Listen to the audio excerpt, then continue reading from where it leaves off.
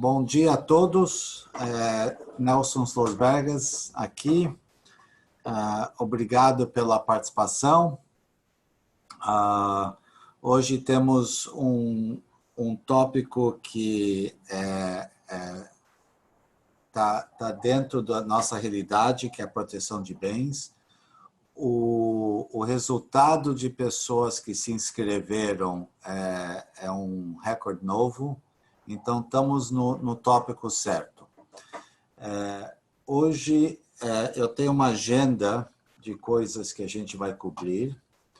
Deixa eu colocar a agenda aqui para vocês verem.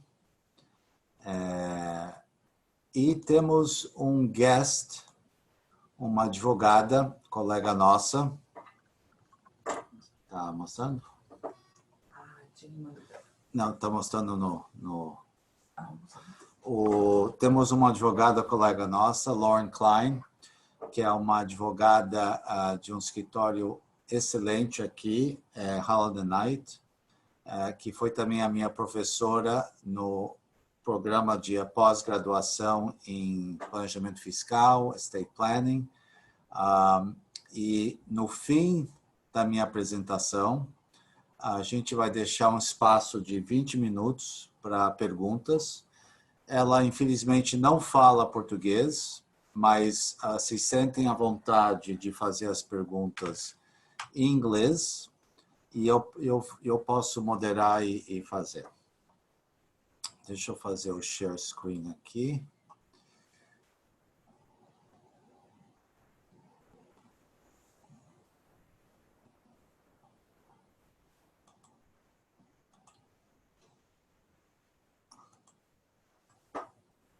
Share screen, já está no screen o negócio? Yes. Share. Yeah. Desculpa os problemas técnicos aqui.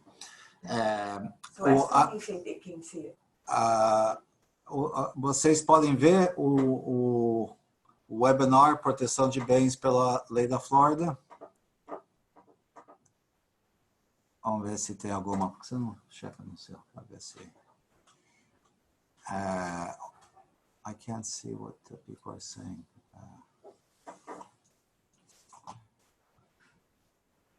The comments more. What is it?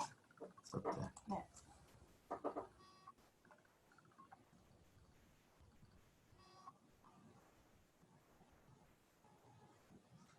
No, how do I see what they're saying? Chat. Chat. Ok, então parece que podem ver. Ok, então vamos começar. A primeira coisa que eu queria tocar era, na Flórida temos uma lei chamada Homestead. Homestead é no Brasil o que vocês chamam de...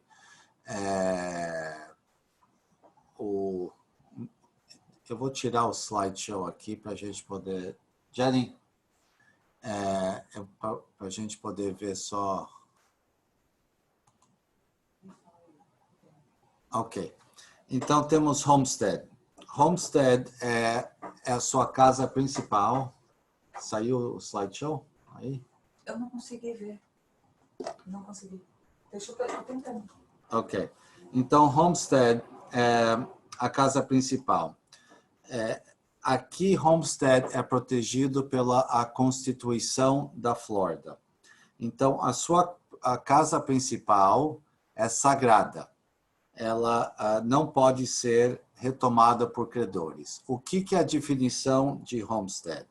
Tem duas definições de Homestead. Ou uma propriedade que tem 160 acres na área contígua, ou uma propriedade numa área contígua fora de uma municipalidade. Is it off? No, I want the slideshow off. Let's take it off and just have the camera going. Ok. Ou dentro de uma municipalidade se tem metade de uma acre. Então, uma propriedade que, em Miami, por exemplo, se tem menos de metade de uma acre é homestead. Se você está fora de uma cidade, que é meio difícil aqui na Flórida, mas ok, você tem 160 acres, que é considerado homestead. Então, essa é a primeira coisa. Se é seu homestead, um credor seu não pode tocar nessa propriedade. Não pode tocar. O único credor que pode tocar é, por exemplo, se você pôs uma hipoteca na propriedade, aí o banco pode tocar. Se você contratou um serviço que você não pagou na sua propriedade, esse credor pode penhorar o imóvel. Mas um credor terceiro não pode tocar nessa propriedade. E é por isso que, às vezes, quando tem uma propriedade que vai ser financiada por um banco, o banco sempre pergunta se é homestead. Porque se for homestead, ainda mais que você é o dono da propriedade, ele vai exigir que a sua esposa também assina a hipoteca, porque ela tem direito sobre isso. Que vem para mim o meu segundo ponto, terceiro ponto. Sendo homestead, na Flórida, vamos dar um passo para trás. Você, na Flórida, tem muita liberdade de passar propriedade para os herdeiros que você quiser. Diferente do Brasil, que tem certas regras que precisam passar para certas pessoas, aqui na Flórida não tem isso, menos homestead. Se tiver uma esposa, ou se você tiver um filho menor de idade sendo menos de 18 anos, esse homestead é para eles. Tá? Enquanto eles estão vivos, a sua esposa tem direito, ou sua esposa e um filho menor de idade. Esses daqui, você só pode passar para eles no testamento. Se você tentar passar para um terceiro, não é válido. Outras propriedades, você tem esse direito. A outra vantagem de homestead é que, isso daqui poucas pessoas sabem, é que tem um limite de quanto o seu imposto IPTU pode subir por ano. A limitação é o menor de... Isso na Constituição da Flórida, tá? É uma coisa que dificilmente vai ser mudado no futuro. É o menor de 3% do valor dado pela cidade ou a percentagem de inflação, Consumer Price Index. Então, por exemplo, se a inflação para os Estados Unidos em 2020 for 1%, aí você tem o máximo que o seu IPTU pode subir é 1%. Tá? Isso não tem essa limitação para non-homestead property. Então, aqueles brasileiros que moram aqui nos Estados Unidos, mas que têm um visto de turista, têm um visto L, têm um visto H, não qualificam para esse homestead exemption. Tem uma outra isenção pequena de mais ou menos $50 mil, que os primeiros $50 mil não são tributáveis, mas isso é uma vantagem pequena. A grande vantagem é que essa limitação de quanto pode subir o seu homestead tax, tá? Eu estou vendo que tem várias pessoas postando algumas perguntas, mas eu vou esperar até o fim para responder as perguntas, tá? Então, um pouquinho de paciência, por favor. Uma outra coisa aqui na Flórida que não é bem ligado ao assunto de proteção de bens, mas eu achei importante mencionar, porque é uma coisa da Flórida, é que a sua esposa, se você morrer sendo residente domiciliado na Flórida, e para ser residente domiciliado na Flórida é suficiente ter 6 meses de residência, tá? Não é obrigatório ter um green card, por exemplo, mas morando aqui 6 meses, você já é residente na Flórida. É que a sua esposa, ela tem o direito de receber 30% do seu patrimônio.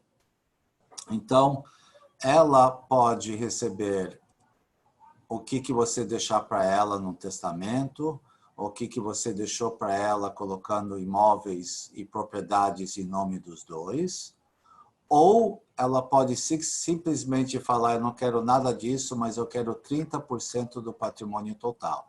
Tá? Então, isso é um direito que a esposa tem.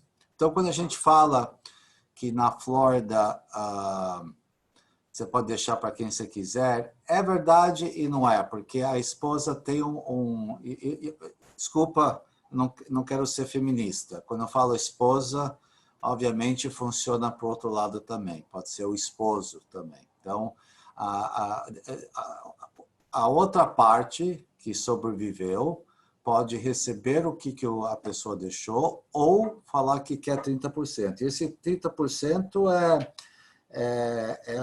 é amplo, tá? Porque inclui propriedades que estavam em comum, inclui propriedades que estavam em trust, inclui propriedades que estavam embaixo de policies de seguro, basicamente inclui as propriedades todas. Agora, a pergunta é, e aí que tem uma diferença entre Brasil e Estados Unidos, que desculpa, eu perdi o pensamento aqui. Se a esposa pode abrir mão desse direito. No Brasil, eu entendo que não. Em caso de morte, a esposa ela é uma herdeira como um dos filhos. Ela não é meieira, mas é uma herdeira. É o que eu entendo. Mas aqui nos Estados Unidos, um prenup ou um postnup, um prenuptial agreement, um acordo prenupcial ou postnupcial, depois do casamento, a esposa pode abrir mão desse elective share de 30%. Tá? Então, de novo, esposa ou esposo. É uma coisa que contratualmente as pessoas precisam, têm o direito de simplesmente falar eu concordo e receber um valor menor. Um acordo prenupcial ou postnupcial aqui nos Estados Unidos, para ele ter efeito na Flórida, não é como no Brasil que você faz um tipo de um check the box antes que você casar e é um acordo que já é válido. Aqui, cada parte precisa fazer um affidavit, um documento jurado, mostrando todo o patrimônio que essa pessoa tem. E você está divulgando para outra parte que é tudo isso que você tem, para a pessoa saber que quando eles abriram mão dos 30%, eles sabiam exatamente do que eles abriram mão. Se não tiver esse disclosure do patrimônio financeiro global, o juiz não vai honrar o que está no acordo prenupcial ou postnupcial. Então, essa era outra coisa. Tem outras propriedades que são isentas também de credores, uma parte do salário, um credor nunca pode pegar, uma parte da propriedade, fundo, se você comprar um fundo que se chama Prepaid College Funds, o Florida Prepaid, que você comprar para os seus filhos, é isento. Então, tem essas vantagens aqui. Ok. Partindo para o próximo tópico, que é que propriedades são isentas de credores na Flórida. Então, a gente falou de homestead, que é o sagrado. Tem o Statute Wages Exemption, o Statute 222.11, que isenta a $500 por semana de que esse salário não pode ser tocado. Esse salário, by the way, parece que tem uma limitação na Flórida de 6 meses, tá? Então não é uma coisa para sempre, mas é um pouquinho de ajuda para o cliente. Uma outra proteção que é muito pouco usada, mas é muito poderosa, é o conceito de joint tenancy with right of survivorship, ou tenancy by the entireties. O que significa isso? Esse é um conceito que eu acho que no Brasil não tem. Eu já tive várias conversas com advogados no Brasil sobre isso. A gente usa, por exemplo, quando a gente monta uma offshore para um cliente estrangeiro, tem um conceito de joint tenants for right of survivorship. Isso significa que na morte de um dos dois donos, ou 3, ou 4, ou 5 donos, na morte de um, automaticamente a participação daquela pessoa vai para os outros tenants que estão vivos. É uma coisa automática. Não precisa de inventário, não precisa avisar alguém. É uma coisa que acontece por operação de lei. Isso é Joint Tenants for Right of Survivorship. Aqui na Flórida, temos, quando é marido e mulher, não é Joint Tenants for Right of Survivorship. Aí é Tenants by the Entireties. Então, você compra o seu homestead. Marido e mulher é presumido que é Tenants by the Entireties. Então, na morte de um, automaticamente vai para o outro, você evita inventário, e that's it. Acontece um planejamento sucessório automático, sem custo, sem nada. Mas esse mesmo Tenants by the Entireties tem uma outra vantagem, que é na área de proteção de bens, que é, se tem uma conta bancária que está em nome do casal como Tenants by the Entireties, essa conta bancária não pode ser tocada por um dos credores de um do casal. Não é como no Brasil, que, pelo que eu entendo, que a dívida comunica para o outro. A dívida do marido, por exemplo, comunica para a esposa. Então, os ativos da esposa podem ser pegados pelos credores. Isso não acontece na Flórida.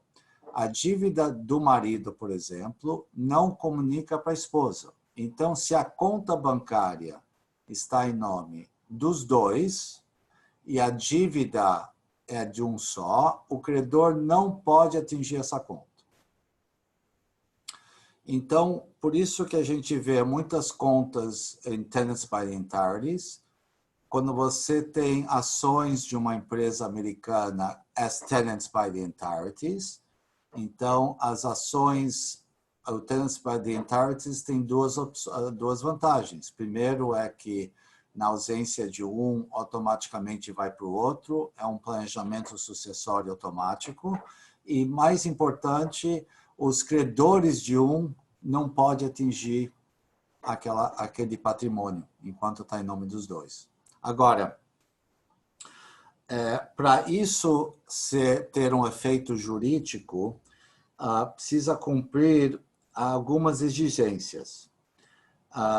E duas exigências que são importantes, que vocês devem ter conhecimento, é o seguinte: se o casamento acabar, a proteção acaba. Tá? Então, aí já não tem mais tenancy by the entireties. Aí vocês são tenants in common ou outro tipo de tenancy, e o credor pode ir lá e pegar o patrimônio. Em caso de morte, essa proteção acaba também. E a outra que é pouca usada é que teve um caso de jurisprudência que saiu que, se eu, por exemplo, eu tenho uma conta em meu nome, e aí, mais tarde, eu coloquei a minha esposa como tenants by the entireties, que o credor, indo para a justiça, teve sucesso em atingir os valores que estão na conta. Por quê? Porque a conta não foi criada, o interesse de tenancy by the entireties não foi criada no momento da abertura da conta, foi ampliada depois. Isso não é suficiente para ter essa proteção como credores. Então, A solução é se vocês querem fazer uma proteção de credores, abrir a conta já em nome dos dois as tenants by the entirety. Se você tem uma conta que está em seu nome e você quer fazer essa modificação, fecha a conta, passa o dinheiro para uma nova conta as tenants by the entirety. E sendo assim, você pode ter credores de todos os tipos. Essa conta é inatingível pelo credor. Então, proteção de tenants by the entireties é uma coisa muito importante. Outra coisa que é importante, que no Brasil tem pouco experiência, mas aqui é amplo, é quando a gente cria. Tem várias razões para criar um Qualified Benefit Plan, um Profit Sharing Plan, uma pensão, pension plans aqui. Isso vai ser um tópico que vai ser discutido em outro seminário, mas basicamente, quando você deposita dinheiro num plano desse, a grande vantagem é que vai ser uma despesa na sua empresa, mas você não declara. Vamos falar que Nelson, o meu escritório, deposita um dinheiro bônus para mim num pension plan.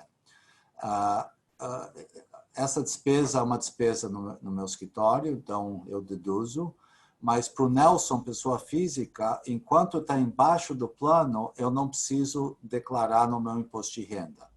Eu tenho esse direito até eu virar 70 anos e metade, 70 and a half years, e aí eu sou obrigado pela lei de devagarzinho começar a sacar dinheiro de lá. Enquanto está embaixo do meu pension plan, está crescendo o dinheiro tax-free, não tem nenhum imposto a pagar. Quando eu começar a sacar o dinheiro, daqui a uns anos, infelizmente os anos estão cada dia menor, eu começo a pagar imposto. Ok, é uma grande vantagem tributária, mas a outra vantagem que as pessoas não sabem é que o dinheiro que está embaixo desses planos é isento de credores. Então, de novo, o credor americano, brasileiro, aonde for, eu tenho um julgamento contra mim, ele vem procurar ativos. O que está embaixo desses pension plans não é tributável. E se você estruturar os planos corretamente, para acessar o dinheiro, você pode emprestar o dinheiro do plano, você pode pegar recursos, e isso é protegido contra credores. E, by the way, lembrando disso, às vezes as pessoas perguntam meu homestead, se eu vender meu homestead, se esse dinheiro que eu recuperei do homestead também é isento de ataques de credores. Primeiro, você precisa depositar o dinheiro numa conta separada, não coloca junto com outros dinheiros que você tem. E sim, esse dinheiro é protegido contra credores se você recomprar um outro homestead dentro de um prazo de tempo. Não está bem definido qual é o prazo, precisa ser um prazo razoável, mas se você reinvestir esse dinheiro, a sua casa continua sendo protegida. E é curioso, eu não sei se eu mencionei isso no último seminário, mas muitas pessoas mudam para a Flórida para exatamente essa razão. Quando o O.J. Simpson teve o julgamento contra ele de, não sei, eu acho que era mais de 30 milhões de dólares por ter matado a esposa e o namorado, por que ele saiu da Califórnia, por que ele mudou para a Flórida? Exatamente isso, ele comprou uma bela casa aqui, essa casa era protegida dos credores, os médicos americanos são famosos em comprar casas caras, porque aqui tem malpractice, o médico faz um erro, especialmente na área de surgeries, áreas de nenês, o médico faz erros e, às vezes, o seguro de proteção contra erros é tão caro que muitos médicos preferem gastar o dinheiro em comprar uma grande casa do que pagar o seguro. E essa casa, em caso de um paciente ou a família processar o médico, a casa protegida. Tá? Então, isso é uma das razões porque tem investimentos em casas na Flórida.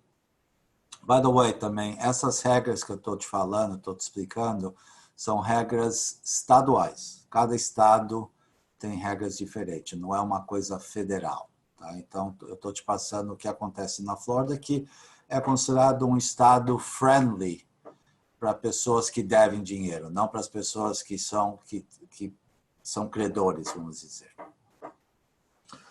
O outro fundo que é isento de credores é college, o que eu falei antes do college prepaid plans, e também medical savings accounts. Medical savings accounts é uma coisa federal que permite você criar um fundo para despesas de medicina que não são cobertos por seu seguro. E esse dinheiro que cresce embaixo desse fundo é tax-free também, é um incentive fiscal, mas tem a vantagem de creditor protection. Tá? A grande outra área que é isento de credores, e é uma das razões porque a indústria é tão grande, é a área de seguro. Tem 2 produtos de seguro que é isento de credores: life insurance e annuities. Então, o que é isento dos credores? É o dinheiro que está embaixo do seguro e o dinheiro que é pago em caso de morte. Tá? Então, o dinheiro que está embaixo do seguro. Tem 2 tipos de seguro, eu vou simplificar bem. Term insurance e permanent insurance. Term insurance é você compra um seguro, você paga aquele fee anual, se você não morreu, você perdeu aquele fee, and that's it. O seguro fica com aquele dinheiro. O outro tipo de seguro é um seguro que você paga o fee anual, mas uma parte daquela prestação é um dinheiro que se acumula embaixo do policy. A gente vai fazer um seminário, um webinar sobre isso próximo mês, que vai explicar melhor o uso de seguro. Mas seguro pode ser uma forma de você economizar dinheiro, porque você paga aquele valor todo mês, ou pode ser anual também, e o dinheiro vai se acumulando. Esse dinheiro se acumula, tudo que está lá embaixo um credor não pode atingir, tudo que está embaixo que cresce não é tributável para você, e o dia que você morrer, aquele dinheiro vai para os seus herdeiros tax-free. A gente vai também criar um webinar sobre isso, porque todo americano tem um tax credit de 11,6 milhões, então precisa tomar cuidado com esse do seguro, porque se o seguro é de um certo valor que te joga acima do crédito, o dono do seguro não pode ser você, precisa ser um trust irrevogável. Mas esse é um assunto para outro dia. Mas o ponto é que tudo que está embaixo do seguro é tax-free. Annuity é parecido. Annuity é um contrato que se assina com uma seguradora que é quase uma aposentadoria privada, que você assina com uma seguradora dizendo que e fizeram isso com atletas. O medo de atletas é que eles ganham muito dinheiro em pouco tempo e vão gastar o dinheiro nesse pouco tempo sem comprar nada que tem valor, jogar dinheiro fora. Então, uma das técnicas das pessoas que são bem aconselhadas é de fazer o atleta comprar um annuity, que é um valor que você deposita com a seguradora com a promessa que daqui 20 anos, 25 anos, 30 anos, o que seja, que a seguradora começa a pagar esse dinheiro de volta para o atleta como uma pensão para ele viver o resto da vida. Esse dinheiro que está embaixo do annuity é protegido de credores também. Então, uma demanda de uma esposa, uma demanda de alguém é protected, esse tipo de contratos. Ok, agora vamos falar de empresas. Isso é uma coisa que, de tudo que falamos, o mais importante é isso. O mais simples é tenancy by the entireties, em termos de contas. A casa é uma coisa simples também. Isso é uma coisa prática que pode ser usada, que é limited partnerships and limited liability companies. Limited partnerships and limited partnerships é usado pouco. Então vamos falar de LLC. Por que todo mundo tem uma LLC? Primeiro, uma LLC, você está protegido contra credores da LLC. Então, se eu sou um member, LLCs não é acionistas, corporations é acionistas, LLCs você é um member. Se você tem uma LLC e ela tem uma dívida, o credor da LLC não pode atingir os members para recuperar a dívida que a LLC tem. A única forma que o member é responsável é se eu for um member, eu assinar um aval pessoal. Então, eu avalizei uma dívida da LLC. Ok, então aquele credor pode ir contra os ativos da LLC e pode ir contra meus ativos. Se eu não avalizei, o credor da LLC não pode tocar nos meus ativos pessoais. O limite da minha responsabilidade é o limite do que eu investi na LLC, tá? Então, essa é a regra geral. E, by the way, numa corporation, é a mesma coisa, a mesma proteção. Então, LLCs e corporations, nesse ponto, são iguais. Um credor da corporation não pode atingir os bens dos shareholders de uma corporation. A diferença entre uma corporation e uma LLC é se um credor meu, então o Nelson é member de um LLC e Nelson é um shareholder de uma corporation. Tem um credor que quer cobrar de mim $1 milhão. Numa corporation, o credor tem o direito de pegar as minhas ações e agora, como acionista da corporation, ele tem certos direitos. E se for uma participação majoritária, ele pode tomar uma decisão de liquidar os bens da corporation e distribuir para os sócios. E na distribuição desses bens para os sócios, ele pega e se paga. Então, é um direito importante que um credor tem em cima de uma corporation. Mas, em cima de uma LLC, é diferente.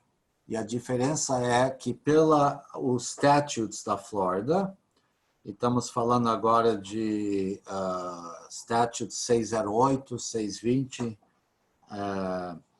que dizem o seguinte, que um credor, o máximo que ele tem é um charging order, é um charging lien.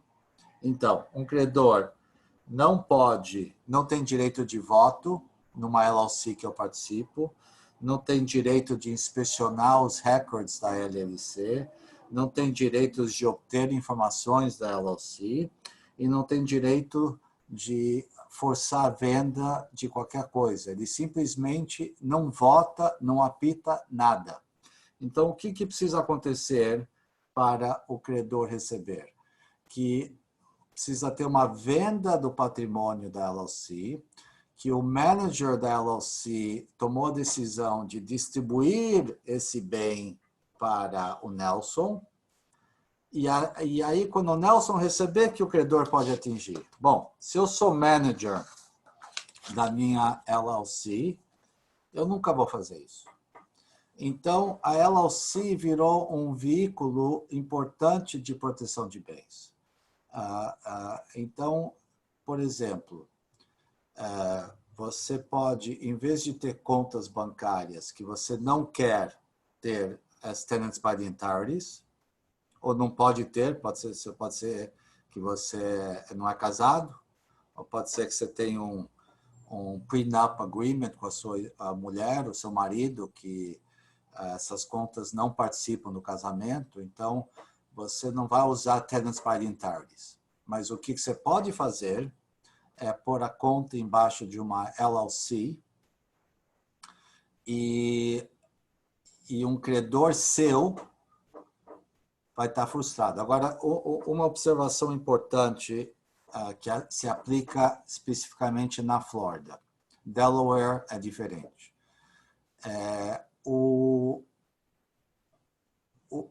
Em Delaware, uma LLC com o Nelson como sócio tem essa proteção do charging lien, que o credor só tem um charging lien.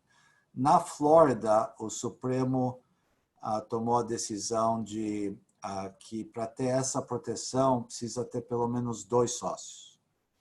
Um sócio só não tem essa proteção do charging lien, então fica como uma corporation, uma LLC com um sócio só. Então, você pode colocar filhos, pode colocar um sócio, pode colocar a esposa, enfim, mas precisa ter pelo menos 2 sócios na LLC para ter a proteção de o credor ser limitado a um charging lien.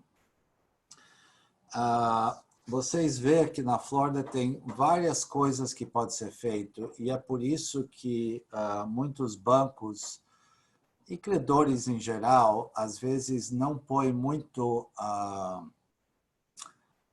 não crê muito em avais pessoais de credores, porque fica mais uma coisa psicológica do que uma coisa real, porque com todas essas proteções e oportunidades que um devedor tem para estruturar suas coisas de uma certa forma, que você avalizando empréstimos e obrigações, você ainda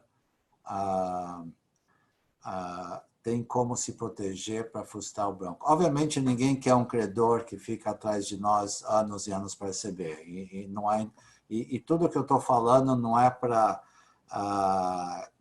glamorize ou dar a entender que contrata dívidas e a gente te estrutura para você nunca precisar pagar suas dívidas. Não é isso a intenção.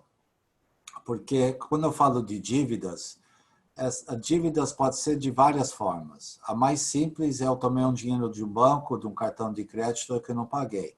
Mas também tem dívidas de eu estava dirigindo meu carro e pedi controle do carro e eu atropelei alguém e agora eu estou recebendo uma ação jurídica de milhões de dólares.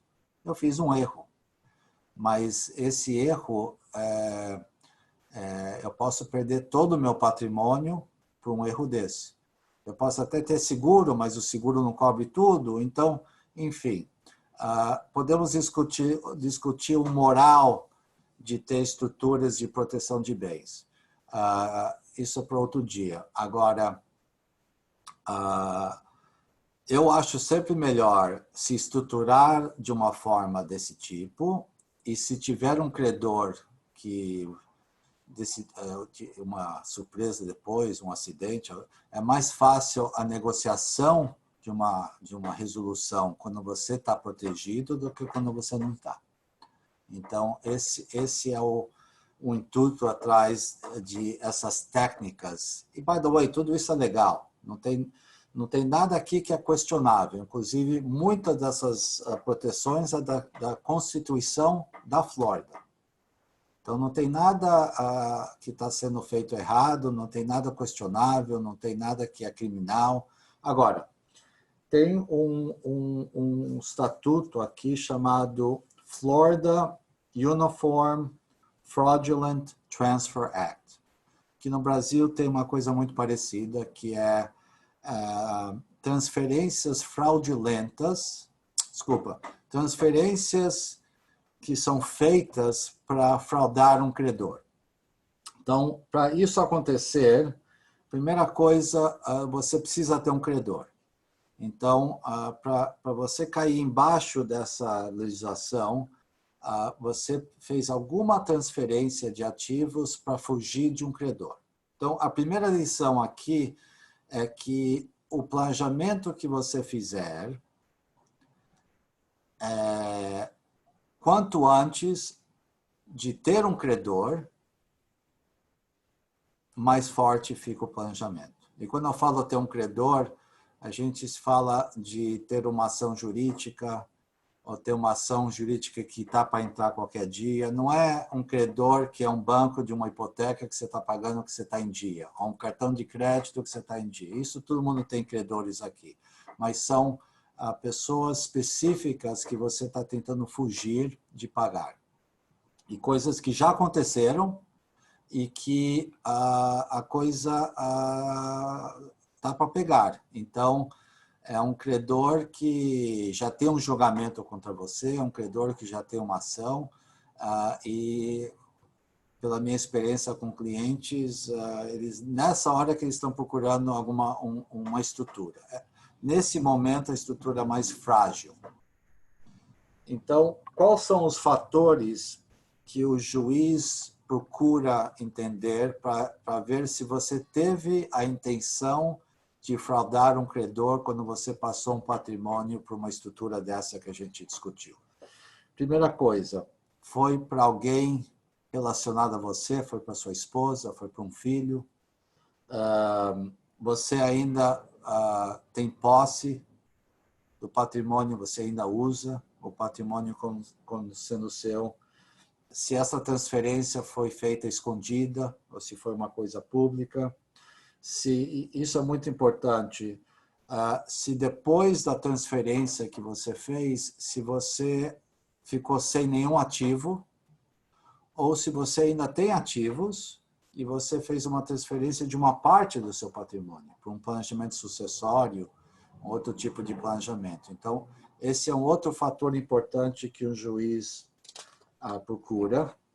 O valor pelo qual você passou esse patrimônio, você passou pelo preço de mercado, você passou por um preço mínimo, se foi feito o pagamento, se não foi feito o pagamento.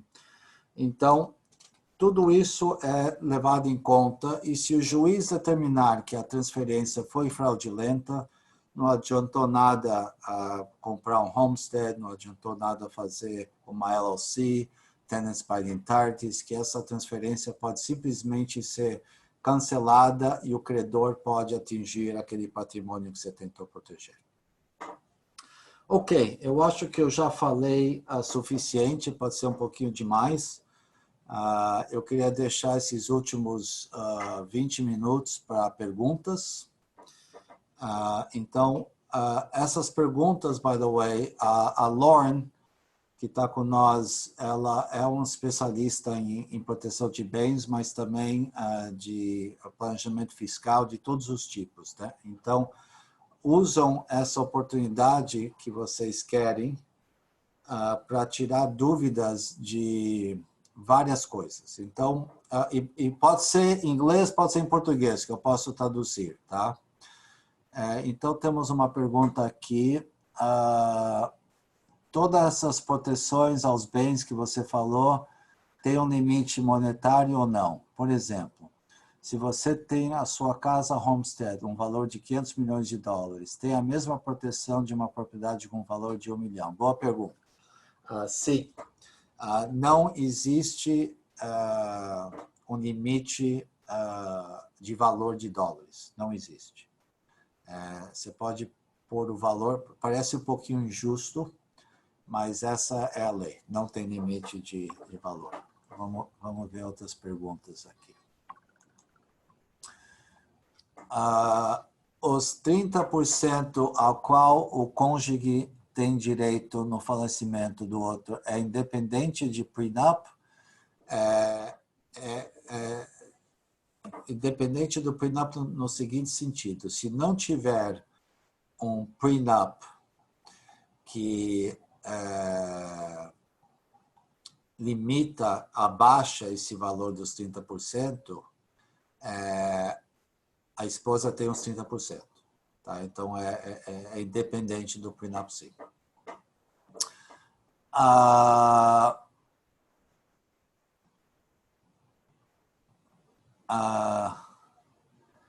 Isso aplica a trust americano.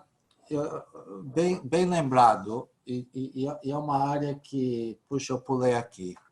Eu queria falar um pouquinho de trust rapidamente, porque a gente escuta muito de trust para proteção de bens. Primeira coisa, um trust, primeiro e mais nada, é para a planejamento sucessório, tá? É um planejamento sucessório, é para evitar um inventário na Flórida. E como o tempo está curto, eu não vou discutir nesse momento as desvantagens do inventário. Mas o trust é para isso. Agora, trust é usado para proteção de bens também.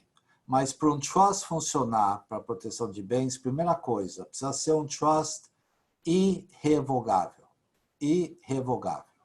Se você tem um trust típico, que é um trust que eu posso mudar a qualquer momento, eu posso cancelar, o juiz americano, isso é universal em todos os estados praticamente, o juiz considera aquele ativo como seu. O poder de controle é poder que o credor tem o direito de pegar em caso de um julgamento contra você. Então, primeira coisa, precisa ser um trust irrevogável. E precisa tomar cuidado com os poderes que você reserva desse trust irrevogável, porque se você é um beneficiário e você tem como controlar distribuições, o credor vai atrás disso.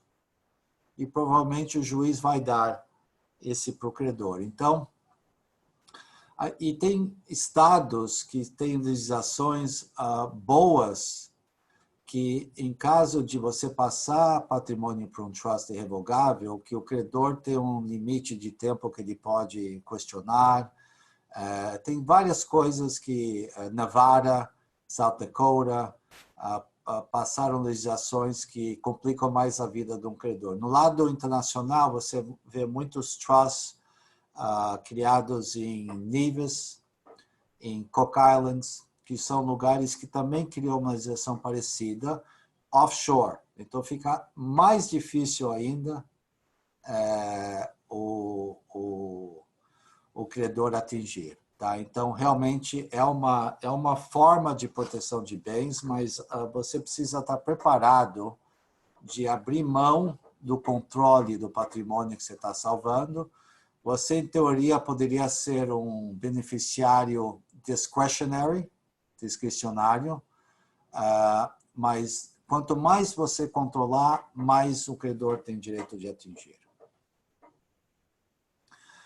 Os instrumentos do Tenants by the Entireties vale para não residentes aliens também? Boa pergunta. Eu vou perguntar, eu quero tirar, eu não tenho certeza na Flórida. Deixa eu perguntar para... Lauren, are you there? Yes, Nelson, I'm here. Okay. Lauren, we had a question that I'm not sure if I have the answer to. So the question is, does the protection of tenants by the entireties extend to non-residents of Florida as well? So the answer to that question is if, let's say, a non-resident couple, they're neither are U.S. income tax residents, purchase a property in Florida and they label it or they title it as tenancy by the entireties, Florida law would respect that for asset protection purposes. One thing to consider is if they've titled it in that way, the IRS will technically treat that, let's say one of the spouses passes away, they will treat that property as if the entire value of that property is included in the first spouse to die, unless you have a community property law jurisdiction applicable, which generally would not apply with a Florida property since we're a separate property state. Okay, and that also holds true for the bank accounts as well, not just real estate, right? So with the bank account, that might be slightly different depending on whether the funds derive from community property or not. But let's say they do not derive from community property assets, then yes, Florida law will respect the tenancy by the entirety's titling of that account. Ok, então para responder a dúvida, sim, não residentes podem usar o tenants by the entireties para se proteger de um credor no Brasil. Um aspecto fiscal disso é que, ainda mais que está em nome dos dois, para fins de imposto de sucessão, o fisco assume que a pessoa que morreu, a primeira pessoa, é que colocou todo o dinheiro para aquela compra. Então, o fisco vai querer tributar 100% do valor do patrimônio, mas se são marido e mulher, e eles são casados com comunhão parcial ou comunhão universal, pela lei do Brasil, a mulher tem direito à metade, então o fisco vai respeitar isso aqui e só vai tributar metade. Ok, boa pergunta. Vamos na próxima.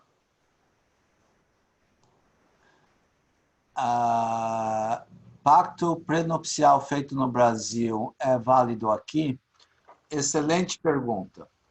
E já tivemos casos, e eu consultei especialistas nisso, e a conclusão é que não. O pacto prenupcial feito no Brasil não é válido aqui por uma simples razão. Que no Brasil você não foi obrigado a fazer um disclosure de todos os seus ativos financeiros.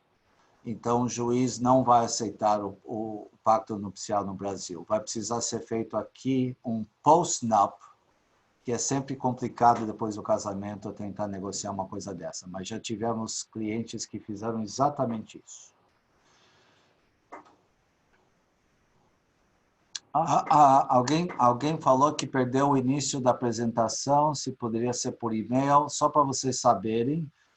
Essa apresentação está sendo gravada e vamos apostar ela por 2 semanas, né? Uma semana. Uma semana para as pessoas poderem pegar. A gente vai mandar por e-mail para todo mundo. E todo mundo vai receber isso por e-mail, então, no problem.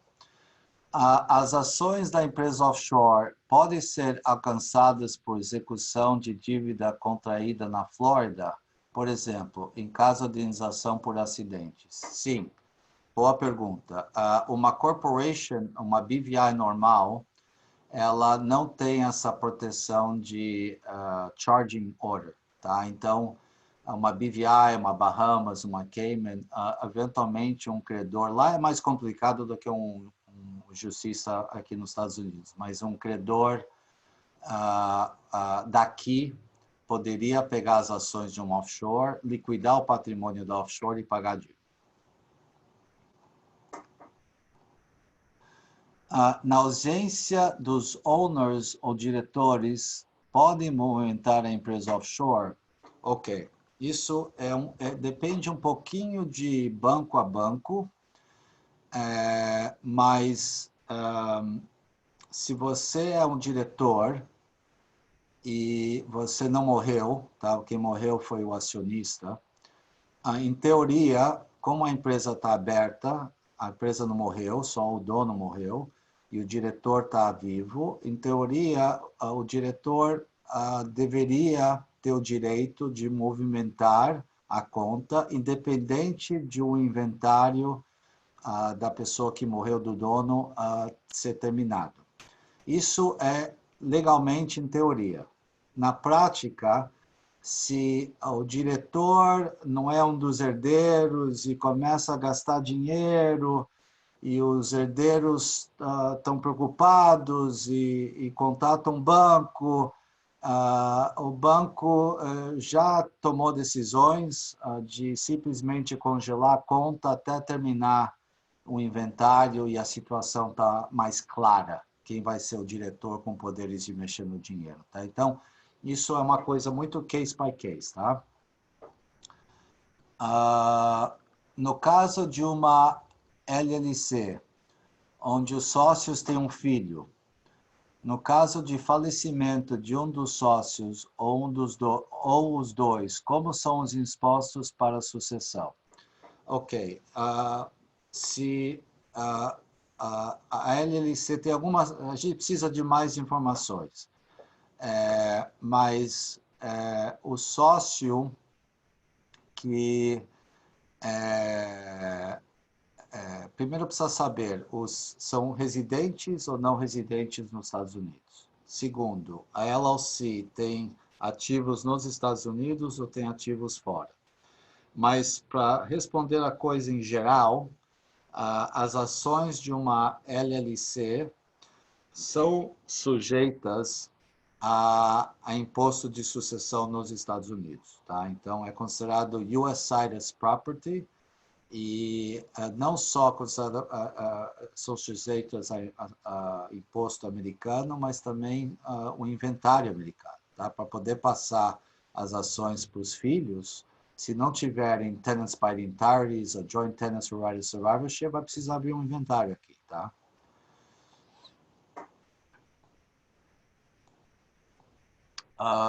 Deixa eu ver, como que... Tem mais perguntas, mas como que eu desço aqui?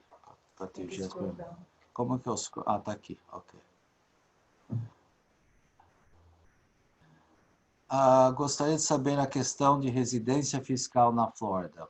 Alguns brasileiros não residentes têm imóveis nos Estados Unidos, porém muitos permanecem semanas ou ainda meses no ano em território norte-americano, ainda que de forma não contínua. Quantos dias ano para brasileiros com visto de não residente serem considerados residentes fiscais nos Estados Unidos? Isso é contado de forma não contínua? Quais são as concretas em termos fiscais? Então, em termos fiscais, para ser residente fiscal americano, para fins de imposto de renda, é um teste objetivo. É o número de dias que você passa aqui nesse país. Então, se você passar mais de 183 dias por ano, não necessariamente contínuo, é uma soma de dias no ano calendário. Você é americano para fins fiscais, sendo americano para fins fiscais, você paga imposto na sua renda mundial. E, by the way, com esse negócio do coronavírus, teve brasileiros ou estrangeiros que ficaram presos aqui, que não continuam não conseguem sair dos Estados Unidos. E aí, como que fica esse pessoal? E o fisco anunciou, Lauren, correct me if I'm wrong, did the IRS just announce that they're giving non-residents an additional 60 days to not be considered taxpayers for U.S. income tax purposes? That is correct, Nelson. It's 60 days, correct? I believe it's 60 days, yes. That's what I thought also. Então, eles vão dar 60 dias a mais para as pessoas poder ficar sem ser consideradas americanas para fins fiscais.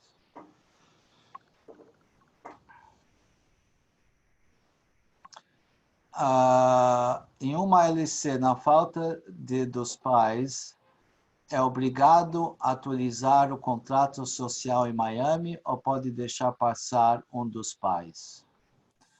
Não sei se eu entendi bem a pergunta. Se as ações da LLC estão em nome de uma pessoa e essa pessoa morre, para poder passar por qualquer herdeiro, precisa ter um inventário. By the way, uma coisa que me lembrou agora é o seguinte, quando eu falei que uma LLC e uma corporation, o credor dela não pode atingir os sócios, eu deixei de levantar um ponto muito importante, que é, se a empresa não manter as formalidades de empresa, o credor pode penetrar. Isso significa ter conta bancária própria, tratar a empresa como empresa, não usar dinheiro da empresa para uso pessoal, ter reuniões anuais de diretores e acionistas, manter atas dessas reuniões, é uma coisa que nós fazemos com nossos clientes. Toda empresa que a gente cuida tem atas, tem structure charts, a gente pede para abrir conta bancária, se é uma offshore, a gente pede para fazer um balanço da empresa, manter as formalidades de uma empresa, senão você está abrindo o chão de alguém penetrar isso. Alguém tá mencionando que eu respondi muito rápido essa questão de 183 dias, porque Se você ficar aqui menos de 183 dias, mas que a soma dos dias esse ano, mais 1/3 do ano passado e mais 1/6 do ano anterior, se você somar esses 3 anos e passar de 183, você é presumido de ser americano para fins fiscais. Você tem como entrar com formulário para o fisco americano argumentando porque você não deve ser considerado americano para fins fiscais, mas você tem esse presumptions contra você.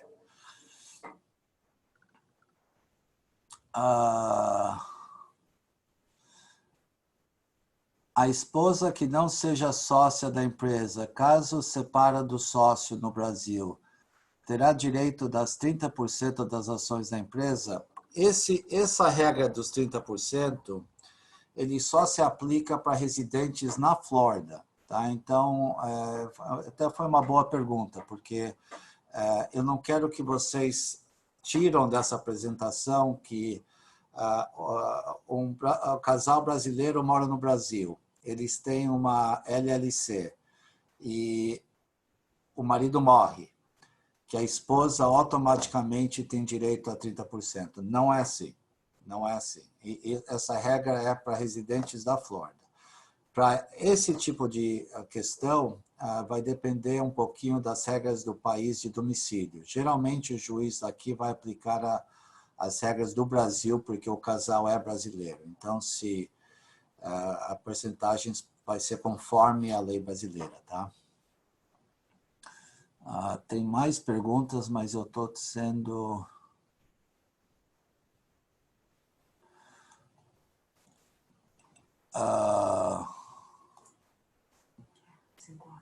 Já são 5 horas. Deixa eu ver se tem alguma coisa rápida aqui que eu possa responder. Não, as outras perguntas você pode mandar primeiro. Ou se não... Ou por WhatsApp. Exato. Vocês podem mandar por e-mail, por WhatsApp, que podemos responder. Alguém tem alguma pergunta na ordem tributária bem sofisticada, bem difícil, porque temos uma das melhores tributaristas aqui no nosso painel, a Lauren, tá? Então, é uma forma de economizar alguns $1.000 de legal fees, se vocês querem tirar uma dúvida bem específica tributária. Alguém perguntou aqui se o IPTU, se você não pagar o IPTU, se você pode perder a propriedade, inclusive seu homestead. E a pergunta é sim, a resposta é sim. É sagrado o IPTU. Se você não pagar o seu IPTU, depois de 3 anos, o que acontece é o seguinte, o condado vende o seu IPTU para um investidor, é tipo um bond que o investidor compra, paga o condado e fica com esse papel, e depois de 3 anos ele pode pedir vender o imóvel para pagar o papel, e esse imóvel é vendido publicamente, e o dinheiro entra, o que entrar paga o bondholder, e a diferença volta para o dono do imóvel. Já tivemos vários clientes que perderam imóveis com tudo dentro, e precisavam recomprar a propriedade do bondholders. É um desastre.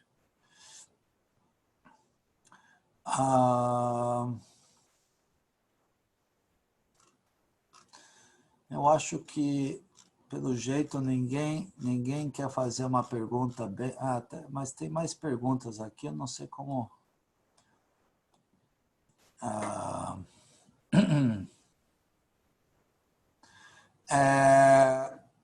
No estado da Flórida, um single member LLC tem proteção individual? Tem, em termos de credores da LLC, tá? Então, um credor da LLC não pode atingir a pessoa física atrás pela dívida da LLC, mas precisa manter as formalidades da LLC. Agora, um credor do dono da LLC pode atingir as ações da LLC e vender o patrimônio. Se lembra que na Flórida precisa de 2 sócios para ter essa segunda proteção. Fale um pouco sobre o trust americano contra o trust internacional. O trust americano é feito no estado um estado dos Estados Unidos. By the way, a Flórida não tem uma legislação boa de proteção de bens para trust. Então, alguém que quer esse tipo de proteção precisaria para um estado especial. Um trust internacional é feito numa ilha. Geralmente, é um país que tem trust laws e que tem uma legislação boa de proteção de bens. Os países que mais são usados hoje é Cook Islands e Nevis. Eu ouvi falar que Bahamas pode ser um lugar interessante também. Revogável e irrevogável quer dizer que o settlor, que é a pessoa que criou o trust, tem o direito de cancelar ou revogar o trust. Isso quer dizer irrevogável, revogável. Há limite de número de propriedades que se encaixam no homestead, sim. Precisa ser a sua casa principal e aquele tamanho que a gente discutiu no começo do seminário. O post-nuptial vale para a morte ou só para divórcio? Vale para os dois, se você quiser, que é diferente do Brasil. Ok. Lauren, did you want to add anything? Did you want to say anything about asset protection or anything like that before we wrap up? No, thank you for including me. If anyone has any questions, feel free to reach out to me. Again, I'm Lauren Klein at Holland & Knight in the Private Wealth Services Group. I focus on international tax and estate planning, and I'm always happy to answer any questions. Lauren, while I have you, someone asked, donations in money transferred via bank account from Brazil to the US, are those exempt from gift tax? So typically, if it's coming from an account outside of the United States, then it should not be subject to US gift tax. Even if received by a US beneficiary. You run into issues if you transfer assets from a US bank account, obviously, to a US beneficiary. But generally, as long as it's a non-situs bank account for US gift tax purposes, that should not be subject to gift tax.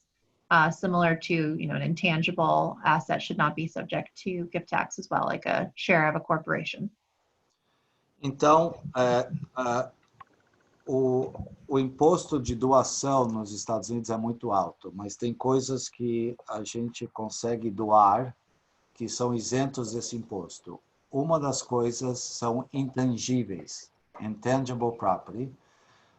Cash, se a conta está nos Estados Unidos e a doação é feita de conta americana para conta americana, não é claro, e a Lauren falou que provavelmente ia ter mudado. Agora, se o cash vem de uma conta fora dos Estados Unidos, uma conta americana, a opinião geral é que é isenta desse imposto de doação.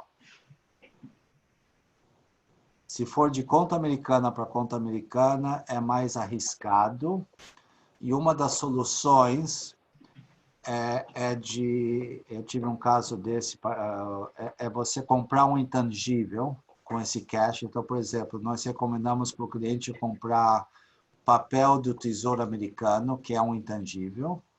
Você doar o papel para a pessoa que você quer que receba, e depois eles podem liquidar o papel e comprar o que eles querem comprar, tá?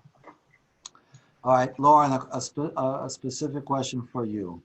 An accidental American, an American born in the United States, but lives in Brazil since a child, never paid U.S. tax, has business in Brazil. Do they still have to pay U.S. tax? And if so, how to bring current someone that never paid the tax, even though they're a U.S. citizen? So if someone was born in the United States and therefore is a U.S. citizen, they are required to pay U.S. federal income tax on their worldwide income, even if they have not lived in the U.S. since they were born. There are some programs that do allow U.S. or non-U.S. persons to become current and allow a limited number of filings, maybe 3 years or 8 years, depending on the situation. But the IRS does allow persons to get current without having to go back and file for, multiple years. So that's definitely something to look into. Also, there may be foreign tax credits that may reduce a lot of the income that they have to pay. So there may be very little to no income as well. If they do have ownership of a Brazilian entity, there is the possibility, depending on the ownership percentage, that it is a controlled foreign corporation, which can lead to reporting issues and also phantom income. So that's something that they would want to look at as well. And if it's not a CFC or a controlled foreign corporation, it might be a passive foreign investment company or PFIC. So that's definitely something they would want to look into. Generally, we would just want to see an asset chart to see what the assets are, and we would help them get current via one of the IRS programs that are available. Ok, então, para responder em português, sim, você é americano para fins fiscais, sim, você tem uma obrigação de declarar. Tem programas hoje que depende do número de dias que você passou nos Estados Unidos, você pode acertar os impostos americanos sem multa, e tem outros que vai ter multa, e o valor da multa vai depender um pouquinho se foi uma coisa de propósito ou não. Se você participa de empresas estrangeiras, tem um monte de formulários que precisa pôr em dia com o fisco. Se você assina em contas bancárias fora dos Estados Unidos, tem o FBAR que precisa pôr em dia, que tem multas. Então, tem como resolver essa situação e é uma coisa que precisa ser analisado caso a caso. Ok, pessoal, já são 5h15, vamos parar por aqui. Muito obrigado pela presença e vamos ter um outro seminário próximo mês com mais assuntos para serem discutidos. Lauren, thank you very much for your participation. Thank you, Nelson. Thank you, everybody. Bye-bye. Take care. Thank you.